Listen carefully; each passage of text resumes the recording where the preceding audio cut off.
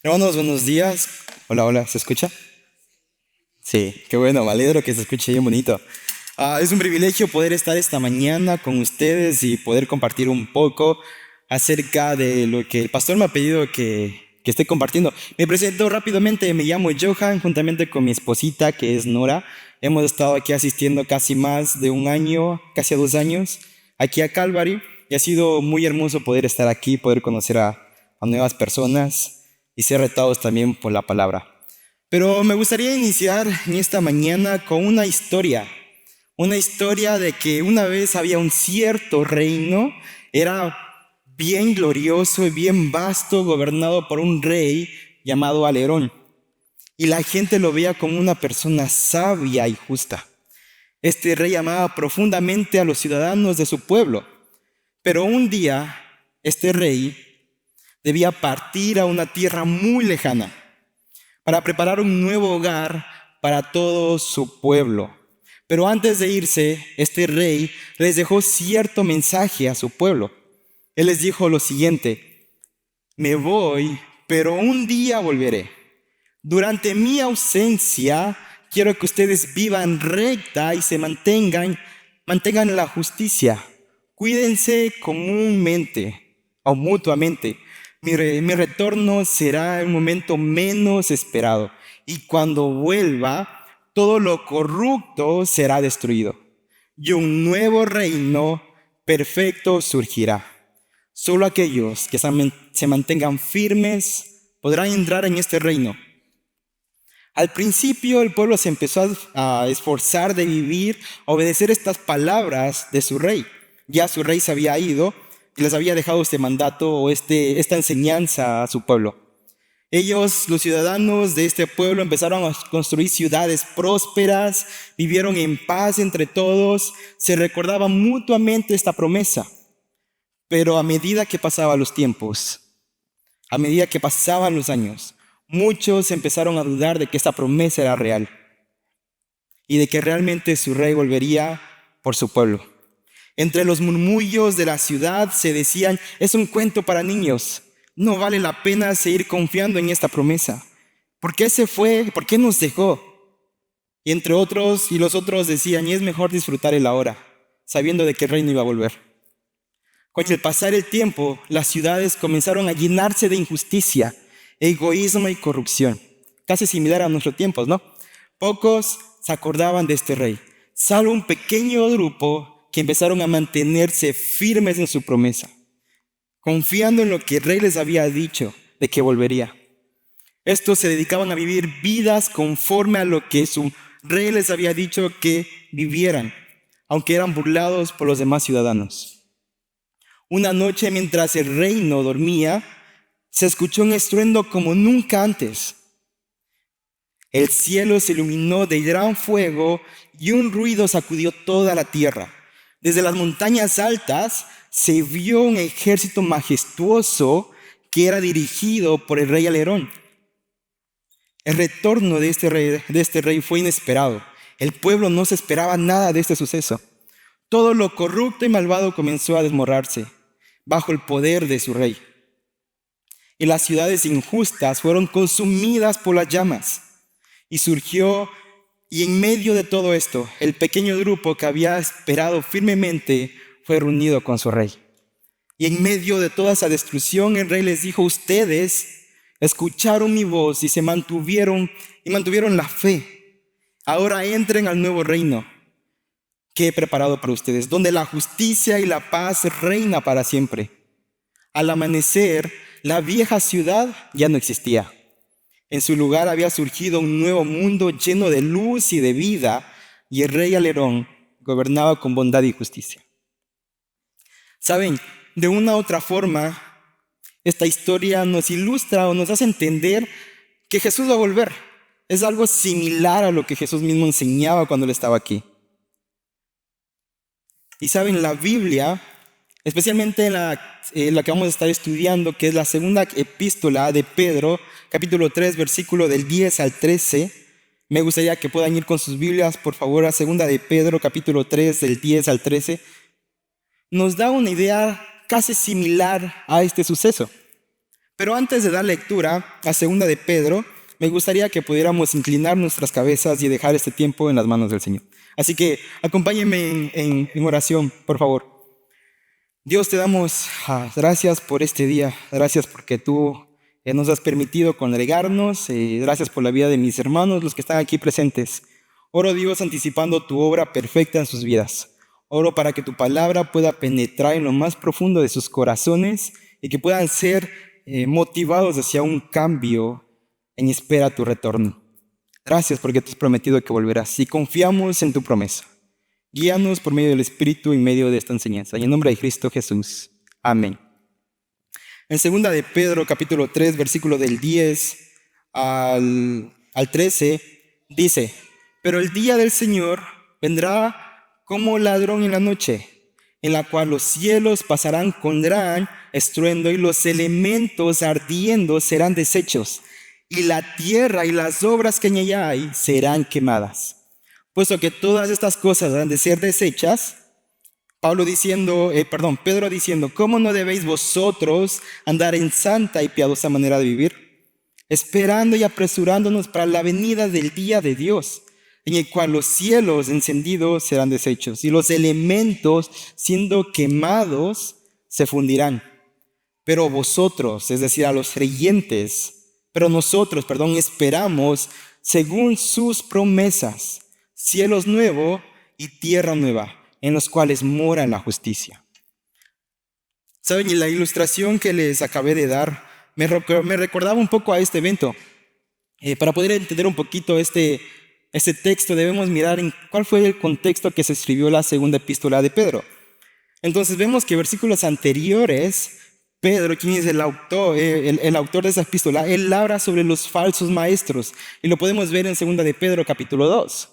Él hace, los falsos maestros se han levantado a negar el retorno de Cristo, ya que entonces lo que Pedro trata de hacer es advertirles de estos falsos maestros y recordarles que la promesa de Cristo es real, mostrando que los burladores tenían una noción limitada acerca del carácter de Dios. Porque si vemos versículos antes, Pedro dice de que un día puede ser 1000 años o 1000 años pueden ser un día. Entonces lo que estaban tratando de hacer estos burladores es negar el retorno de Cristo, porque se había demorado en cumplir su promesa. Podemos ver un lazo de tiempo de más o menos 30 años desde la ascensión de Jesús al cielo y cuando se escribió la epístola de la segunda carta de Pedro. Es decir, han pasado 30 años que Jesús no ha vuelto. Entonces, entre estos falsos maestros empezaban a decir que esto es mentira. Empezaban a burlarse de los creyentes, enseñando que es una confianza o una espera en vano. Y eso es lo que Pedro trata de hacer, es que trata de volver el enfoque de esta promesa hacia el creyente. Les quiere recordar de que Cristo vino y volverá por segunda vez. Entonces, mientras esperamos esa venida, como creyentes, se nos hace una esperanza futura y que el Rey volverá. Y mientras esto suceda, hemos sido llamados a vivir en santidad, confiando en esta promesa. Y esto es lo que Pedro trata en estos 3 versículos. Es recordar a los creyentes que va a venir un día de juicio. Y que en medio de esa espera, como creyentes, hemos sido llamados a vivir en santidad. Así que como punto número 1, es que vamos a estar viendo el juicio del Rey. Suena escalofriante escuchar la palabra el juicio del Rey, ¿verdad? Pero es la verdad. La Biblia enseña que Dios va a volver con juicio. Y su juicio va a ser muy fuerte y muy tremendo. En el versículo 10 de segunda de Pedro, capítulo 3, dice: pero el día del Señor vendrá como ladrón en la noche, en lo cual los cielos pasarán con gran estruendo y los elementos ardientes serán deshechos, y la tierra y las obras que hay en ella serán quemadas. Pedro inicia recordando una verdad de que Cristo volverá. Y sin embargo, su retorno, su regreso, traerá consigo su juicio, porque Dios es un Dios justo. Y aquí se menciona una palabra que es muy interesante recordarlas, pero el día del Señor. No sé cuántos de ustedes han escuchado esta frase, el día del Señor en el Antiguo Testamento. En el Antiguo Testamento, esta idea se trata de describir un día en el cual el Señor vendrá, en el cual el Señor, el día del Señor sí, es como un evento en el cual vendrá consigo juicio, oscuridad y condenación. Eso es lo que trata de decir el día del Señor. Es un tiempo de juicio, oscuridad y condenación en el Antiguo Testamento. Ahora, en el Nuevo Testamento, nos da la misma idea, pero la pregunta que deberíamos hacernos es, ¿en qué momento va a pasar este día del Señor? Según el libro de Apocalipsis, nos habla de que este evento está en dos etapas. La primera etapa, que es durante la tribulación, que podemos ver en Apocalipsis capítulo 6, versículo 17. Y la segunda etapa, que es en el milenio, que es Apocalipsis 20, del 7 al 10. Y después de este suceso, que es el día del Señor, Dios establecerá nuevos cielos y nueva tierra. Qué gran promesa, ¿no? Lo que vemos en Apocalipsis 21:1. Y Pedro aquí nos está recordando nuevamente de que un día Dios vendrá, que este día del Señor es un hecho final, en el cual se llevarán a cabo la destrucción por completo de sus enemigos, todos aquellos que han negado a Jesús como su Salvador. Toda la maldad de este mundo, la violencia y la corrupción que nos rodea hoy en la actualidad, todo será consumido en el día del Señor. Es un día con gran juicio que se presentará en un momento. Pero Pedro nos está hablando de que este evento, los creyentes no vamos a pasarlo. ¿Por qué? Porque está hablando de un estado eterno. Es decir, que el creyente, los que han confiado en la promesa de que Cristo volverá, los que han puesto su confianza en la obra de la cruz, ya estarán con Cristo. Y eso nos enseña a Pablo, que si vemos una comparación entre la primera carta de Tesalonicenses y el enfoque que tiene Pedro, es casi similar. Pablo también toca a los creyentes de Tesalónica de que Cristo todavía no ha vuelto, y Pedro también hace la misma conexión. Pero es interesante que Pablo en 1 Tesalonicenses 4:17 dice lo siguiente: y luego los que estamos vivos, es decir, el creyente que todavía permanece en la actualidad, los que hayamos quedado, seremos arrebatados juntamente con ellos en las nubes para encontrarnos con el Señor en el aire, y así estaremos con el Señor para siempre. Hermanos, es interesante recordar que el día del Señor vendrá con juicio, pero muchas veces hoy en día muchas personas viven como si no hubiera este evento, como si no hubiera un propósito eterno en el futuro, poniendo su mirada en los placeres de este mundo. Por ejemplo, la pornografía, las drogas, la codicia, el materialismo, olvidando la perspectiva espiritual, es decir, olvidando aquello que va a ser eterno, y ponemos nuestra mirada aquí en lo terrenal. Y esto refleja lo que Pedro quiere advertirle a los creyentes, es que el día del Señor vendrá inesperadamente, es decir, al final de la historia, y muchos no estaremos preparados para ese momento, porque ya estaremos con el Señor. Pero Pedro también hace una referencia de que la venida del Señor será como ladrón en la noche. Es decir, es un momento que nadie lo esperamos. No sé cuántos de ustedes, si hoy día reciben una notificación en sus mensajes y un ladrón le dice, pues hoy a la noche te voy a ir a robar a tu casa. Bueno, muchos estaríamos preparados, ¿no? Agarraríamos un palo de escoba o no sé qué agarrarían ustedes, pero estarían esperando el momento exacto para que ese ladrón llegara. Pero ¿qué pasaría si no llega? Pasaríamos confiando en que pueda llegar al siguiente día, pero si no llega, y si no llega, y si no llega. Pero ¿saben qué?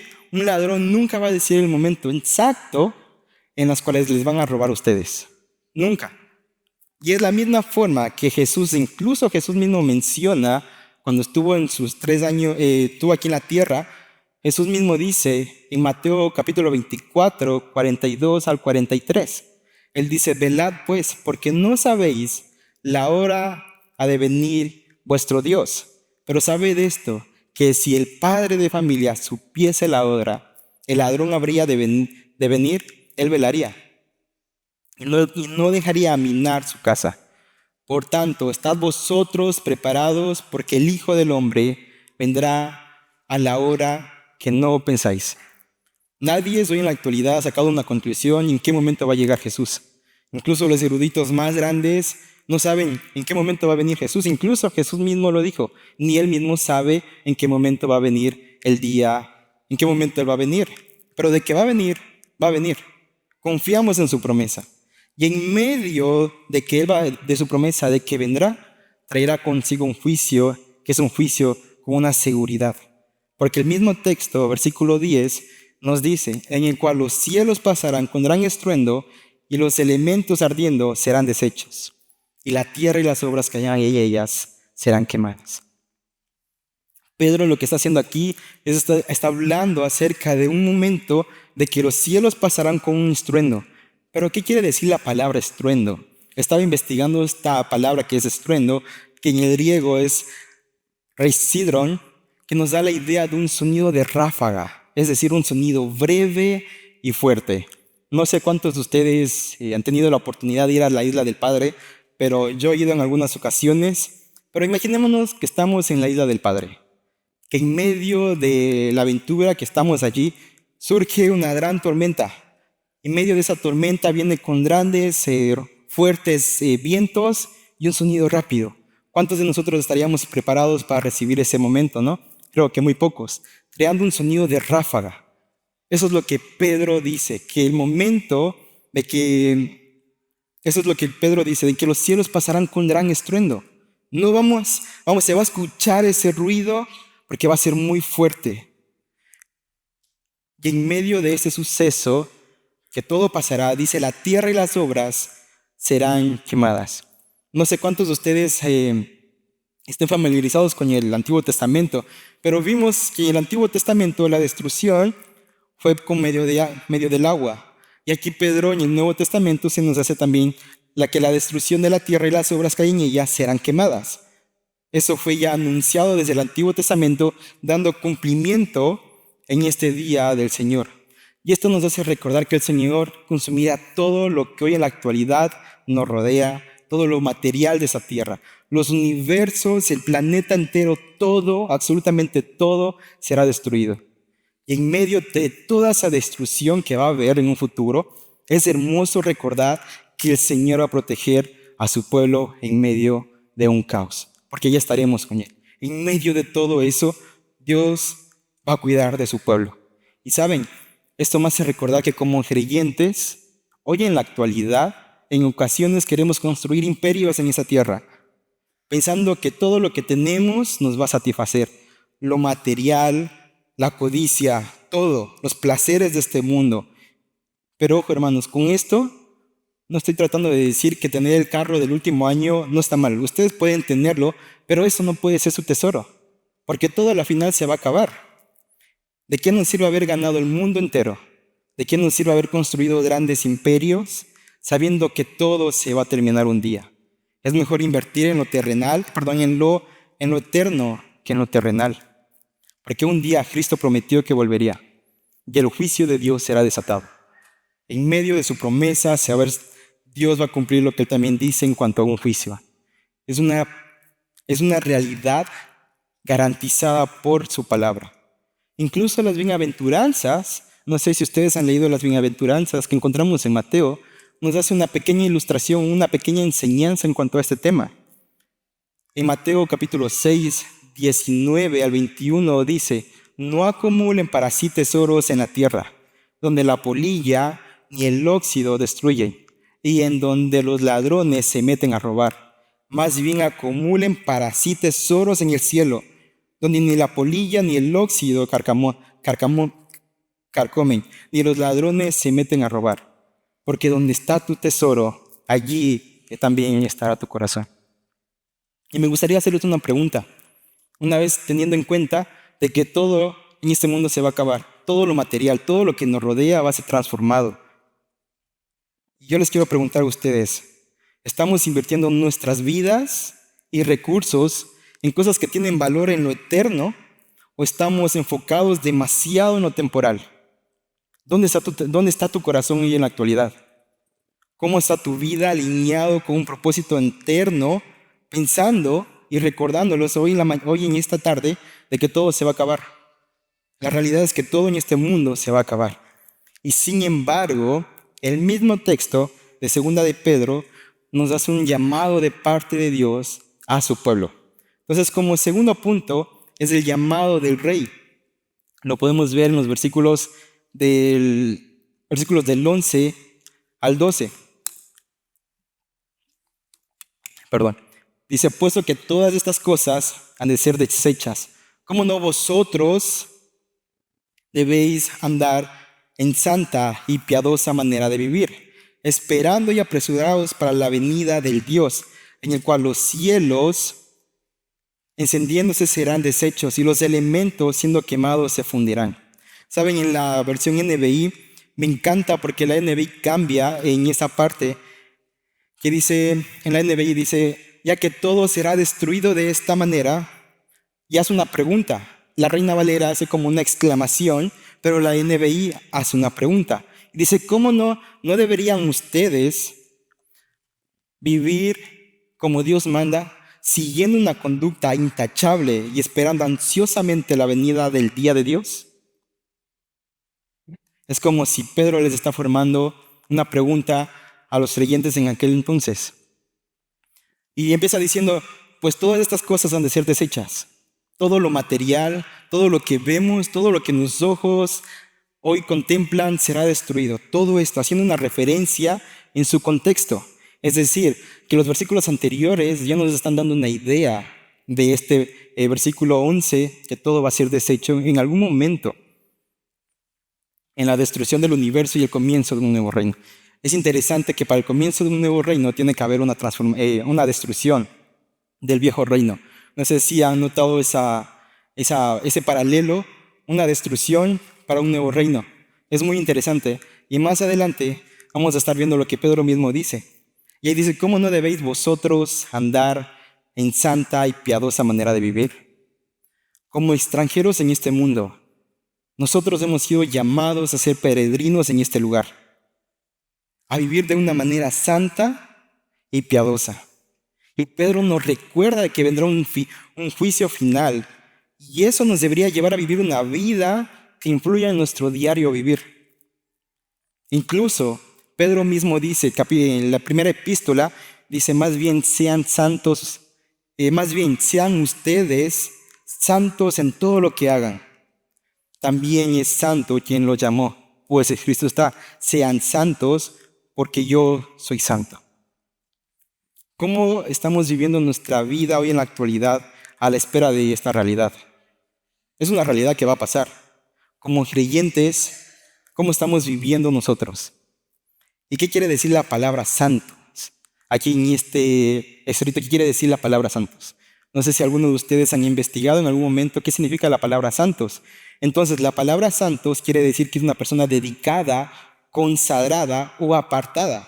Pero estamos en este mundo y ¿cómo podemos ser apartados? Es una pregunta que yo me estaba haciendo mientras estudiaba esto, pero quiere decir consagrado.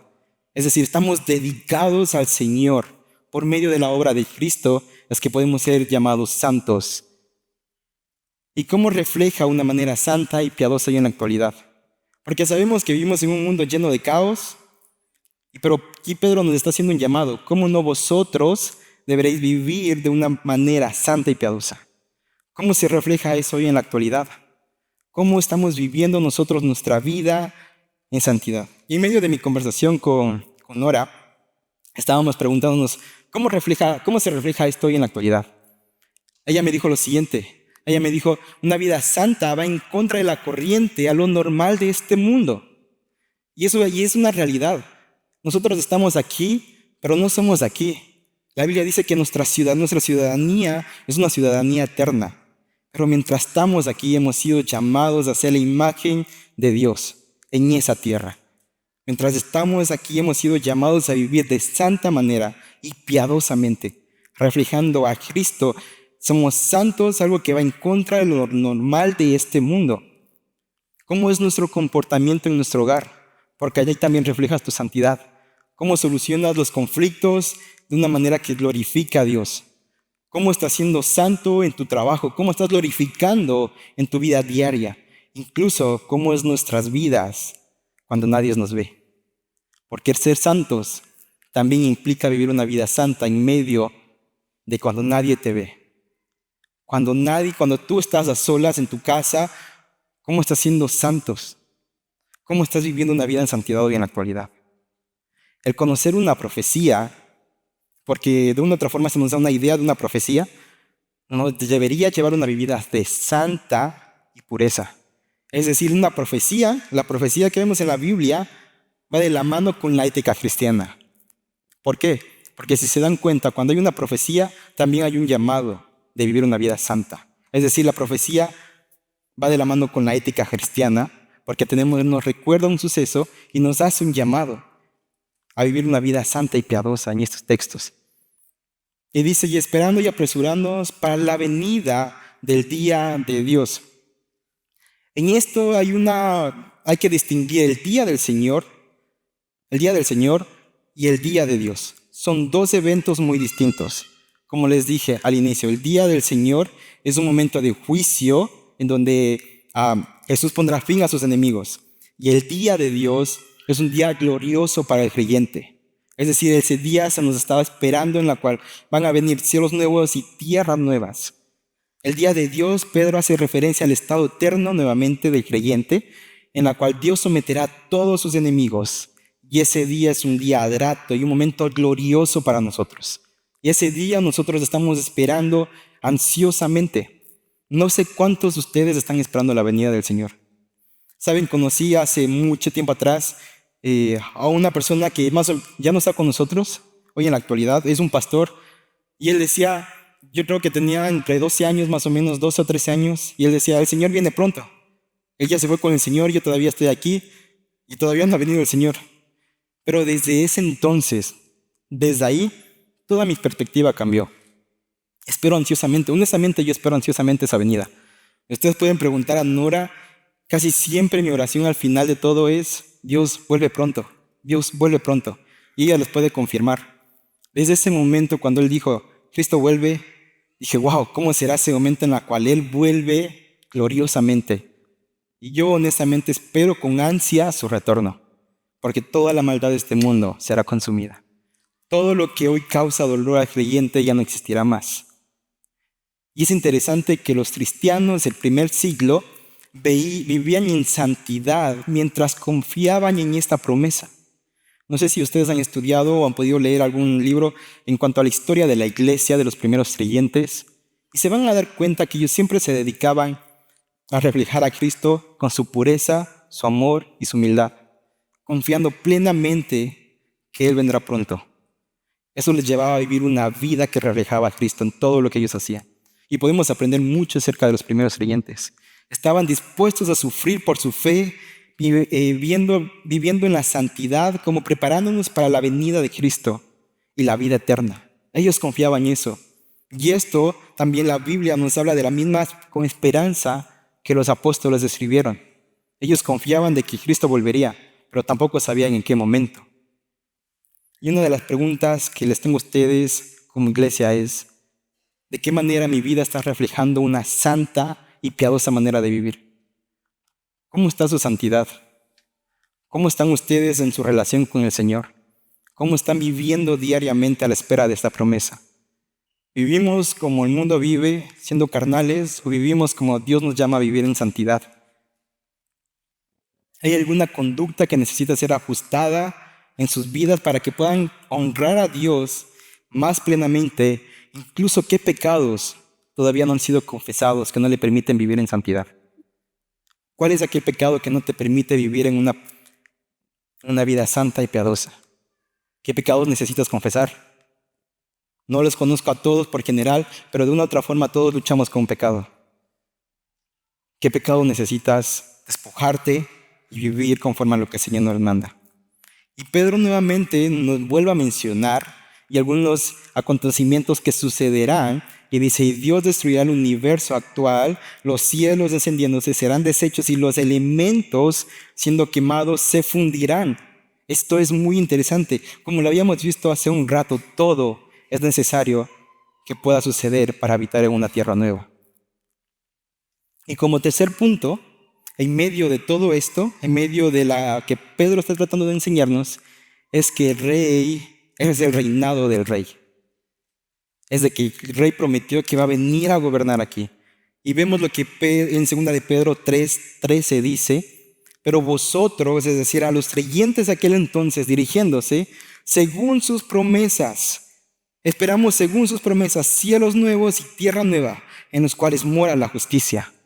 Wow, no sé ustedes, cuando leen estos textos, yo me sorprendo porque es como ver que todo va a ser transformado. Esperamos algo, esperamos una promesa que ha venido por generación y generación pasándose. Pueda que para nosotros puedan pasar 1000 años todavía y todavía Cristo no ha venido. No sé cuántos de ustedes llevan muchos años en el Evangelio, o pueda que hayan escuchado la frase de que Cristo vuelve pronto y todavía Cristo no ha vuelto. Pero están confiando en que una promesa. Y eso es lo que Pedro está tratando de decir. Y es interesante ir al inicio de la creación, en donde vemos en Génesis que todo lo que Dios había creado al inicio era perfecto, hasta la caída del hombre. Cosa que también tuvo un impacto en su creación. Y vemos que según Romanos, el capítulo 8, versículo 22, dice que la tierra gime por una. Es decir, que la tierra, incluso la tierra, debido al pecado, toda la creación fue afectada. Todo lo que hoy vemos es afectado por el pecado. Toda la creación que Dios creó está gimiendo en su dolor. Eso es lo que Pablo está tratando de decir. Todo lo que fue creado gime al regreso de Cristo. Desde el Antiguo Testamento, hermanos, todos los profetas, bueno, no todos, algunos profetas anunciaban de un nuevo reino glorioso y perfecto. Por ejemplo, el profeta Isaías, que es una ilustración en lo que Pedro está citando con la idea del profeta Isaías, bajo la idea de este profeta. Isaías 65:17 dice: presten atención, que estoy por crear un cielo nuevo y una tierra nueva. No volverán a mencionar las cosas pasadas y ni se traerán a la memoria. Es decir, que incluso el profeta Isaías pudo anunciar de un cielo y una tierra nueva, donde no se va a mencionar nada de lo que hemos vivido hoy en la actualidad. Y Pedro es la misma idea, está tomando aquí: un cielo y una nueva tierra. Y ver que al final del Apocalipsis vemos un nuevo reino perfecto, la nueva Jerusalén, en la cual nuestro Salvador reinará por la eternidad. Vimos la caída y ahora vemos algo perfecto. Y saben, los cielos y la nueva tierra en los cuales mora la justicia. La palabra nuevos, aquí que quiere decir en el griego kainos, nos hace la referencia de un evento recién hecho, algo diferente o un diseño distinto a lo desconocido. Es decir, que nosotros esperamos una promesa futura en donde nuestros ojos todavía ni siquiera lo han visto. Nosotros no hemos visto cómo va a ser el nuevo reino. Yo no sé, o al menos que alguien de ustedes hayan visto, pero todavía yo no lo he visto, en la cual mora la justicia. Algo nuevo, algo que recién fue hecho, algo diferente, distinto a lo que hoy vemos. Será algo perfecto. Y desde cuando era pequeño recuerdo que en cierta ocasión en la escuelita dominical nos decían que el cielo va a ser con calles de oro.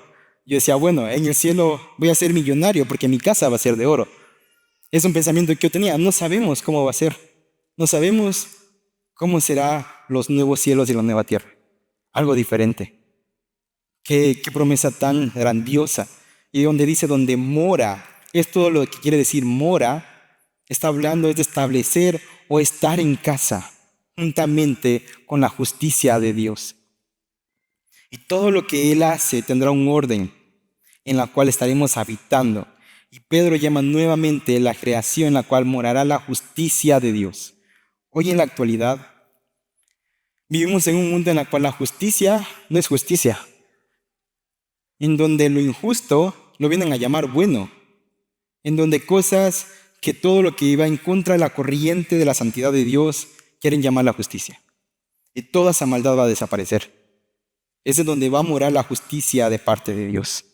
Y es interesante que nuevamente, mencionando a la iglesia primitiva, porque aprendemos mucho de ellos. Ellos veían esta esperanza de la venida de Dios, que era de gran importancia para sus vidas. La certeza que ellos tenían era muy interesante, porque según estaba leyendo de un historiador, es que él dice en el primer siglo se saludaban entre sí con un término de Maranata, que significa el Señor viene. Es interesante que los primeros cristianos primitivos de la primera iglesia, ellos se saludaban con ese término. El Señor viene, porque ellos confiaban en su promesa, viviendo como les había mencionado anteriormente, dignamente, glorificando a Dios en todo lo que hace. Y podemos aprender de ellos muchas cosas, pero no quiero descartar la mirada que Pedro nos está haciendo aquí. No sé cuántos de ustedes estén familiarizados con el libro El progreso del peregrino, en la cual al final de la historia del cristiano, que es el autor del libro, o sea, el protagonista del libro, perdón, él dice lo siguiente en su libro. Y me gustaría que escuchemos, él hace una ilustración muy interesante en cuanto a la llegada del Nuevo Jerusalén. Él dice lo siguiente: la belleza de este lugar es inexplicable, le contestaron sus compañeros. Es el monte de Sión, la Jerusalén celestial, la compañía innumerable de los ángeles y de los espíritus de los justos hechos perfectos. Van ustedes ahora al paraíso de Dios y cuando lleguen recibirán ropas nuevas y su conversación será con el Rey por toda la eternidad. No volverán a ver las cosas que veían cuando estaban sobre la tierra, como por ejemplo el dolor, enfermedad, aflicción, muerte, porque las cosas viejas pasaron. Allí recibirán descanso de todo su trabajo y tendrán gozo en lugar de tristeza. Segarán lo que sembraron, los frutos de sus oraciones y las lágrimas del sufrimiento del amor del Rey. En este lugar tendrán coronas de oro y gozarán por toda la eternidad ante la presencia del Santo. Allí también les servirán con alabanzas, clamando y con acción de gracias a aquel a quien quisieron ver en este mundo, aunque con muchas dificultades a causa de la flaqueza de su carne. Sus ojos estarán encantados de ver y sus oídos de oír la voz agradable del Todopoderoso. ¿Cuántos de nosotros hoy en la actualidad estamos anhelando y esperando con paciencia la nueva creación de Dios que ha prometido, donde no habrá más dolor y sufrimiento ni pecado alguno? Todo lo que hoy nos duele en este nuevo reino no existirá más. Todo el pecado que nos rodea no va a volver a existir. Todos aquellos que sufren las persecuciones para el creyente, todo eso va a desaparecer. Todo eso nos espera como creyentes. Y es una promesa gloriosa. Pero ¿cómo estamos anhelando y esperando ansiosamente esa venida? ¿Cuántos de ustedes anhelan en ese momento? ¿Cuántos de ustedes esperan en donde todo será transformado, será eterno, donde existirá paz? Y estaremos con Él y Él estará con nosotros eternamente y lo podremos ver. ¿De qué manera esta esperanza influye hoy en la actualidad en nuestras vidas, en nuestra perspectiva de hoy hacia lo eterno?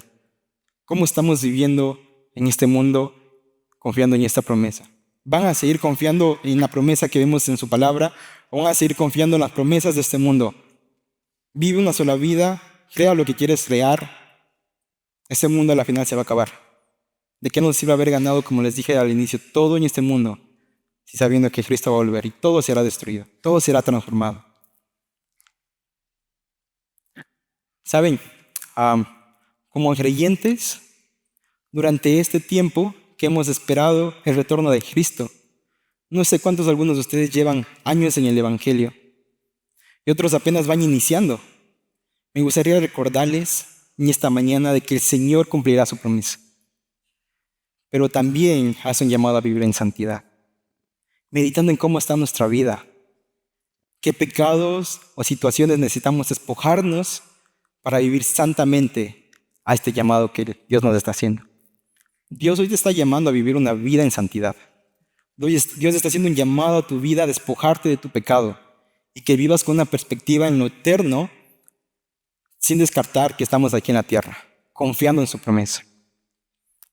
Y si estás aquí por primera vez, me gustaría que medites en esta verdad, de que Cristo volverá por segunda vez. Y te está haciendo una invitación a una nueva tierra, a un nuevo cielo eterno. Pero para poder entrar a este cielo, a este nuevo reino, necesitas arrepentirte de tu pecado y aceptar a Jesús como tu Salvador.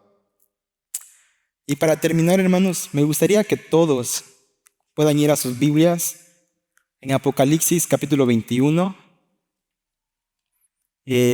Apocalipsis capítulo 21, versículos del 1 al 4.